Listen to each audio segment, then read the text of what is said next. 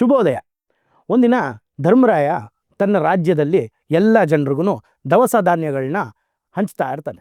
ಆವಾಗ ಸಂಜೆ ಆಗುತ್ತೆ, ಸುಸ್ತಾಗುತ್ತೆ. ಭೀಮಸೇನಿಗೆ ಕೇಳ್ತಾನೆ, ಇನ್ನು ಎಷ್ಟು ಮನೆಗಳು ಬಾಕಿ ಇದೆಯಪ್ಪ ಅಂತ.